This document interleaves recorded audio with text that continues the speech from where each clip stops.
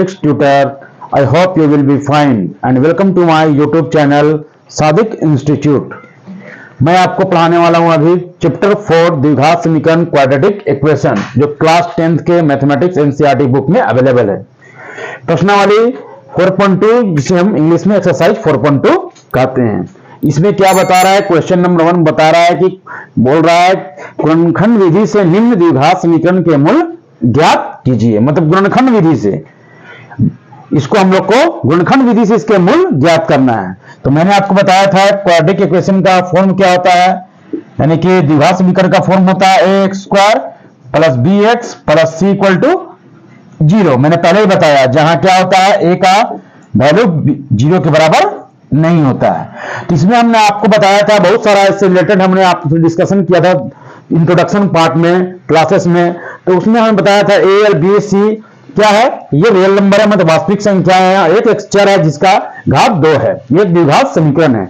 इसे मैंने आपको बताया था गुणनखंड की विधि से ही बताया था कि कैसे x का वैल्यू, चर का वैल्यू आप निकाल सकते हैं, और या फिर क्या निकाल सकते हैं आप, मूल निकाल सकते हैं अल्फा और बीटा, मतलब अलग फॉर्मूला से, एक फॉर्मूला से भी आप निकाल सकते हैं, और ये इसका मूल आप फॉर्मूला से भी निकाल सकते हैं और गुणनखंड विधि से भी निकाल सकते हैं। तो फॉर्मूला के लिए मैंने आपको बताया था पहले क्या होता है, डी का वैल्यू यहां से निकाला जाता है, पर ऐसे डिस्क्रिमिनेंट में विभेदक कहते हैं। इसका वैल्यू क्या कैलकुलेट करके निकाला गया, D equal to B square minus 4ac।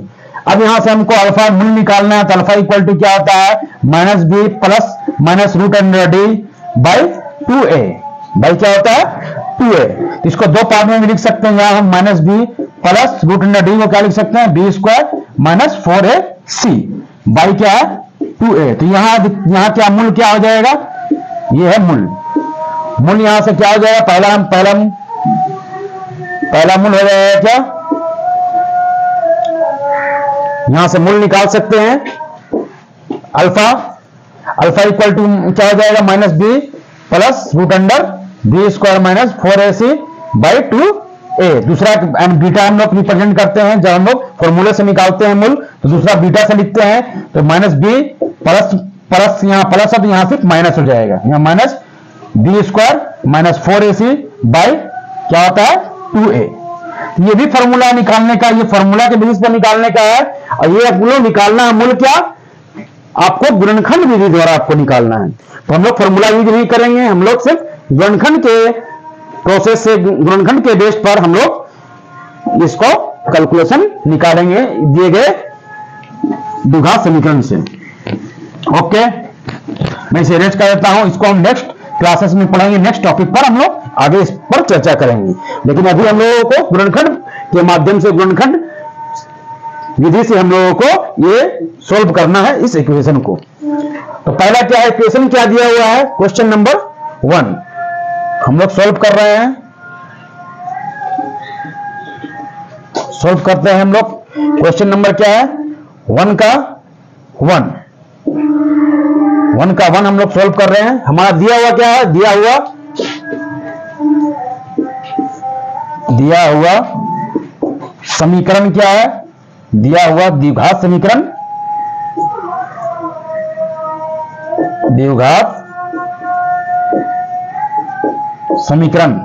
क्या है, X square minus 3x minus 10 equal to 0।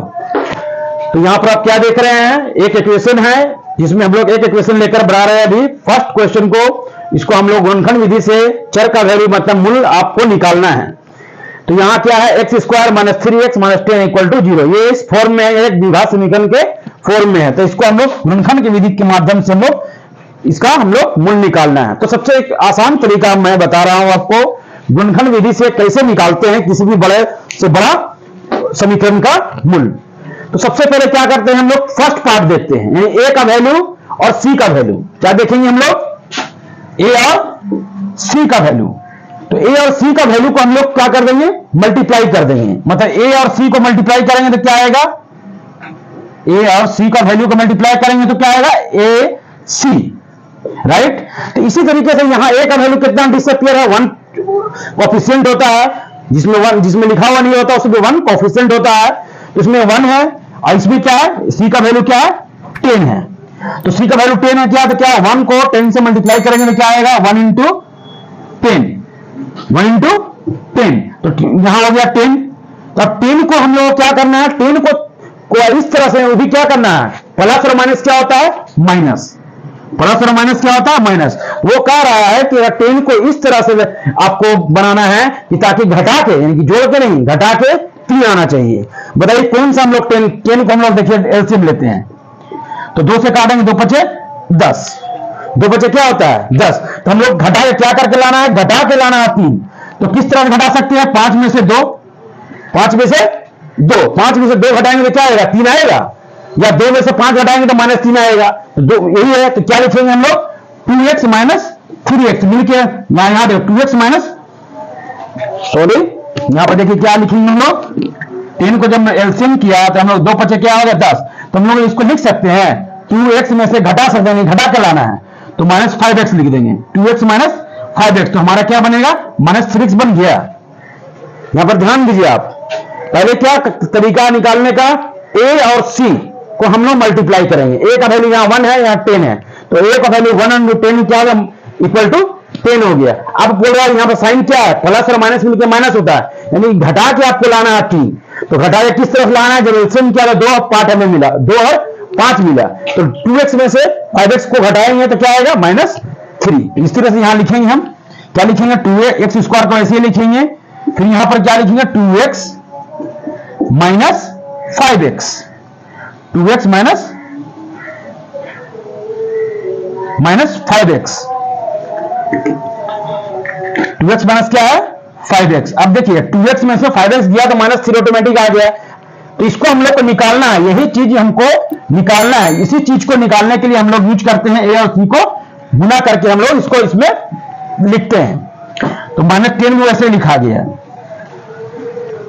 ठीक है। क्योंकि 3 को लिखने के लिए तो हम 1 और 2 भी लिख सकते थे, लेकिन 1 और 2 अगर लिख देंगे तो ये गुणनखंड नहीं होगा, इसीलिए ये ट्रिक आजमाना पड़ता है। a और c को हम लोग मल्टीप्लाई करते हैं और उसको मल्टीप्लाई करने के बाद फिर साइन देखते हैं, प्लस और माइनस मिलकर माइनस हुआ, यानी घटा के आपको लाना है 3, तो घटा के लाना है क्या 3, और मल्टीप्लाई करके भी आना चाहिए जितना है 10, यानी ac के बराबर होना चाहिए। देखिए 5 गुना 10 भी हो गया और 2 में से 5 गया 3 हो गया।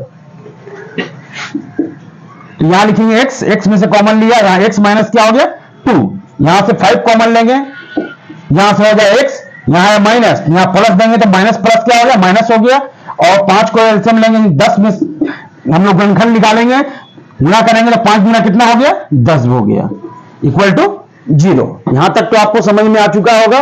अब यहां देखिए दोनों में कॉमन आएगा x माइनस 2, यहां माइनस था कि प्लस था, यहां प्लस था सॉरी, यहां हम लोग क्या लिखा 2x माइनस 5x,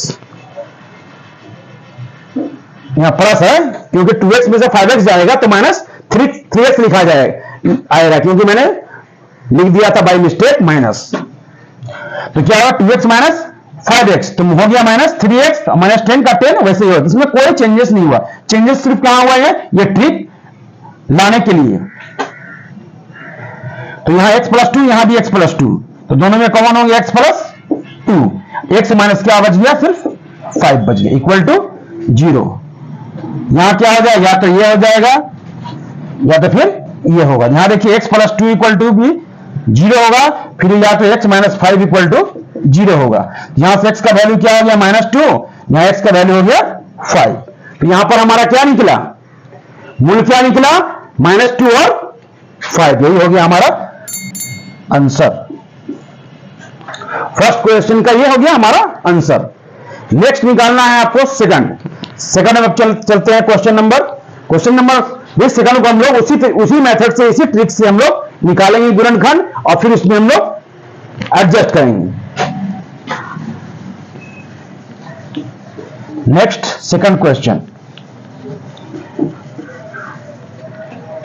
सेकंड आपका है क्या, सेकंड नंबर क्वेश्चन क्या कह रहा है, दिया हुआ द्विघात समीकरण क्या है 2x square plus x minus 6 equal to 0। अब यहां देखिए क्या कह रहा है, इसको भी गुणनखंड के माध्यम से निकालना है, ना कि फॉर्मूला यूज करके। फॉर्मूला यूज नहीं करना है, जब फॉर्मूला यूज करने के लिए बोलेगा तब यूज करना, नहीं तो फिर यहां बोला गया साफ कि आपको गुणनखंड विधि से ही आपको निकालना है। तो सेम वही हम चलते हैं, अब यहां भी देखिए वही ट्रिक्स आजमाएंगे हम लोग। ए और सी को क्या करेंगे, मल्टीप्लाई करेंगे। ए के जगह पर क्या है 2, सी की जगह पर क्या है 6, तो 2 को 6 के साथ मल्टीप्लाई करेंगे क्या आएगा 12 आएगा। अब बीच में बचा हुआ एक्स, इसको हम लोग किस तरह से एडजस्ट करते हैं, देखिए 2 और 6 को मल्टीप्लाई किया तो 12 आया। तो अब यहां देखिए प्लस और माइनस मिलकर क्या होता है माइनस, यानी क्या बोल रहा है जोड़ के नहीं लाना है आपको, यानी ए 1x को घटा के लाना है क्या x, तो आएगा जरूर आएगा। तो 12 को आप तोड़ सकते हैं, एलसीएम लेके तोड़िए, 3 चौके 12, पहले 2 से करिए, 2 से अगर कटता है 2 से काटिए, 2 छके 12, 2 तिये 6, ये इतना ही होगा एलसीएम इसका, मैक्सिमम एलसीएम इतना ही होगा।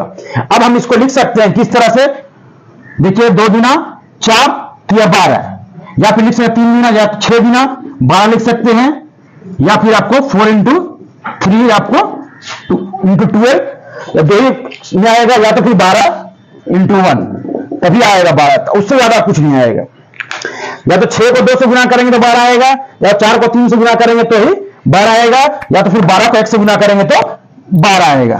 तो अब हम इसमें देखना है कि हमें घटाकर एडजस्ट कर 1x के पर लाना है। तो 6 में से 2 जाएगा तो हमारा आएगा कितना 4, ये एडजस्ट नहीं हुआ।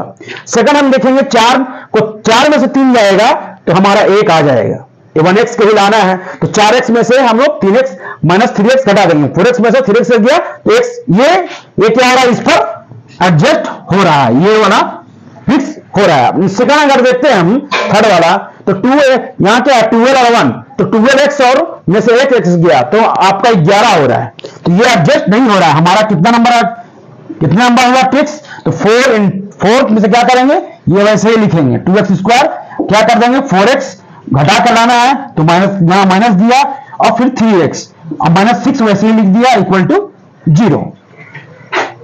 तो हो गया 4 तिया 12 भी, और 4 में से 3 गया तो 1 भी हो गया, ये माइनस का माइनस भी लिखा गया। इसी चीज को लाने के लिए हम लोगों को गुणनखंड करना पड़ता है। तो यहां देखिए 2, यहां भी 2 कॉमन आ रहा है, यहां 2 दूना 4 हो सकता है। यहां देखिए स्क्वायर x है, यहां पर 8x है, तो दोनों में से x भी कॉमन ले सकते हैं, यहां हो गया x प्लस 2, तो 2x स्क्वायर हो गया, 2 2 4 हो गया, x इसका बाहर कॉमन आ गया।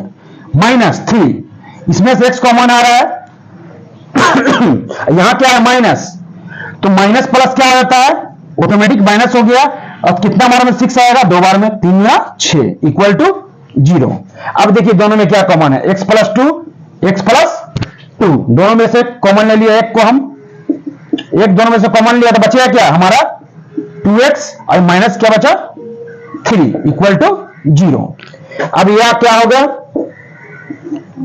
या तो फिर x प्लस 2 इक्वल टू 0 होगा, या तो फिर 2x माइनस 3 इक्वल टू 0 होगा। तो यहां से x का वैल्यू क्या हो जाएगा, x इक्वल टू -2, यहां से क्या हो जाएगा 2x इक्वल टू यहां 3 हो गया, x का वैल्यू यहां से क्या निकल गया 3/2, 3 क्या निकला 2, तो यही हमारा निकल गया मूल। x का वैल्यू क्या हो गया, हम हमेशा पॉजिटिव लेते हैं, ये x का वैल्यू क्या निकल गया, इसका वैल्यू 3/2, यही इसका हो गया आपका समीकरण का मूल। ये सिर्फ सेकंड नंबर क्वेश्चन से हुआ। अब हम लोग आते हैं थर्ड नंबर क्वेश्चन।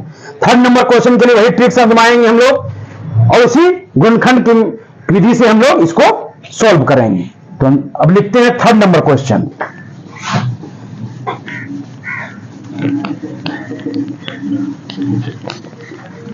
कितना नंबर क्वेश्चन अब लिखेंगे हम लोग, third number question. Third number question क्या कह रहा है, देखिए थर्ड नंबर क्वेश्चन आपको सोल्व करके बताया था 2x square plus x minus 6 equal to, इसका मूल निकाल के आपको बता दिया था। अब थर्ड नंबर क्वेश्चन को मैं सोल्व करके आपको बता रहा हूं। थर्ड नंबर क्वेश्चन क्या है, √2x स्क्वायर प्लस 7x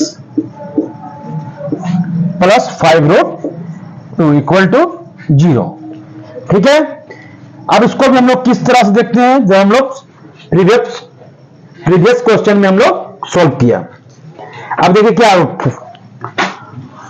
√2 और यहां क्या है 5√2, √2 और 5√2 को दोनों को हम लोग क्या करेंगे, मल्टीप्लाई करेंगे, ए और सी को मल्टीप्लाई करेंगे। बताया था आपको कि ए और सी को मल्टीप्लाई करके हम लोग एडजस्ट करना है बी को। तो इस तरह से हम बी एडजस्ट करेंगे तो यहां क्या है, इसका मल्टीप्लाई करने पर 10, तो 10 को हम लोग तोड़ सकते हैं, एलसीएम ले सकते हैं, 2 × 5 = 10। तो इसको लिख सकते हैं हम लोग 2x + 5x = 7x। तो ये 7x भी बन गया हमारा। और एक बना किस लिए, ए और सी को मल्टीप्लाई किया, प्लस से प्लस साइन में था लेकिन जोड़ ही के लाना था, तो जोड़ के ही आ गया आपका 2x + 5x मिलके क्या है, 7x। तो इसको लिख सकते हैं हम लोग √2x प्लस यहां लिख सकते हैं हम लोग 2x + 5x + 5√2 = 0। इसको चलिए गुणनखंड करते हैं हम लोग। दोनों में कॉमन क्या है, यहाँ √2 कॉमन आ रहा है तो √2 ले लिया और x भी ले लिया। यहाँ x लिखा प्लस यहाँ 2 है तो 2 बनाने के लिए यहाँ √2 से मल्टीप्लाई करना और √2 मिलके 2 बन गया। यहाँ देखिए 5 है, यहाँ भी 5 है तो 5 कॉमन आ गया। यहाँ हो गया x प्लस बचा क्या, सिर्फ √2 = 0। तो देखिए x + √2 कॉमन आ गया, दोनों कॉमन आ गया। यहाँ हो गया √2x बचा और प्लस 5 = 0। अब या तो क्या होगा, x + √2 = 0 होगा, या फिर एक और होगा क्या, √2x + 5 = 0। जो तो यहां से क्या हो जाएगा, x = -√2, यहां से क्या हो जाएगा, √2x -5। तो x इक्वल टू क्या हो जाएगा, देखिए यहां x = -5/√2। तो दो मूल आपका निकल गया, एक निकला क्या √2, दूसरा निकला -5/√2 का थर्ड नंबर क्वेश्चन का आंसर। अब हम लोग हम क्या करेंगे, क्वेश्चन सोल्व करेंगे। फोर्थ नंबर क्वेश्चन हम लोग सोल्व करेंगे।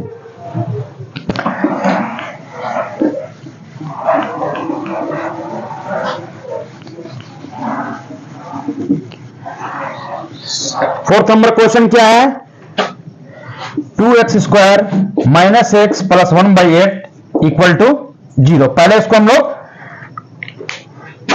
द्विघात समीकरण के रूप में इस फॉर्म में हम लोग करते हैं, गुणनखंड करते हैं। पहले यहां क्या हो जाए, इसके नीचे 1 मानेंगे, इसके नीचे 1, तो इसके 8 और 1 का 8 का एलसीएम 8, तो यहां 1 × 8 तो दिया जाएगा 16।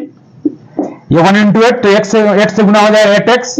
यहाँ 8 है ही, 8 × 8 तो 8 ही आएगा, प्लस 1 वैसे ही लिखा है =0। इसके नीचे हम लोग 1 मान लेते हैं। अब क्रॉस मल्टीप्लीकेशन करते हैं, तो 16x² - 8x + 1, 8 को 0 से गुना किया तो 0 हो गया। ये 1 से गुना करेंगे तो सेम चीज ही आएगा, क्योंकि 16 × 1 तो 16 ही होता है। इस तरह से सबका वैल्यू सेम हो गया, 8 को 0 से मल्टीप्लाई किया तो 0 हो गया।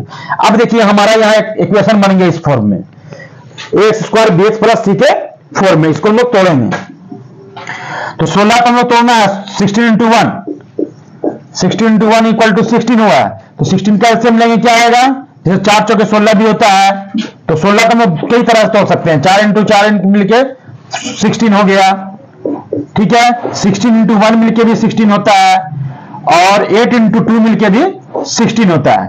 तो अब हम लोग तोड़ के लाना है, क्या 8 के बराबर करना है। तो यहाँ कौन सा फैक्टर आपको इसमें सुटेबल है, तो सबसे पहले देखिए जोड़ के लाना है। ए और सी को वैल्यू क्या है, प्लस में है, तो प्लस करके ही लाना है आपको एटेस। तो 4 को 4 से गुना करेंगे 16, 4 जोड़ देंगे तो 8 आएगा। पहला फैक्टर ही हमें मिल गया। 16x² - 4x - 4x कर देंगे, दोनों को माइनस में ही ऐड करना है, +1 वैसे लिख दिया 0। तो दोनों में कॉमन आ रहा है 4, तो 4 मैंने कॉमन ले लिया, x भी कॉमन आ रहा है, तो यहाँ 4x माइनस यहाँ सिर्फ 1 बच गया। यहाँ से 1 कॉमन आ रहा है, यहाँ हो गया 4x माइनस माइनस हो गया प्लस -1 = 0 हो गया। दोनों में कॉमन क्या है, 4x - 1, 4x - 1 कॉमन आ गया, यहाँ भी 4x - 1 कॉमन आ गया = 0। अब क्या होगा, या तो दो फैक्टर होगा, 4x - 1 = 0 होगा, दोनों फैक्टर सेम है, 4x - 1 = 0, दोनों मूल बराबर ही होगा। x = 1/4, 4x = 1 हो जाएगा, तो x का वैल्यू क्या हो जाएगा 1/4। यानी कि मूल क्या निकला हमारा, इस समीकरण का मूल, द्विघात समीकरण का मूल है 1/4, और दूसरा क्या है, वो भी 1/4 ही निकला। अब हम लोग पढ़ेंगे क्या, अब हम लोग सोल्व करेंगे 5th नंबर क्वेश्चन, 5वां नंबर क्वेश्चन को। वो देखिए, मैं इसे इरेज कर देता हूं, आप लोग इसको नोट कर लीजिएगा।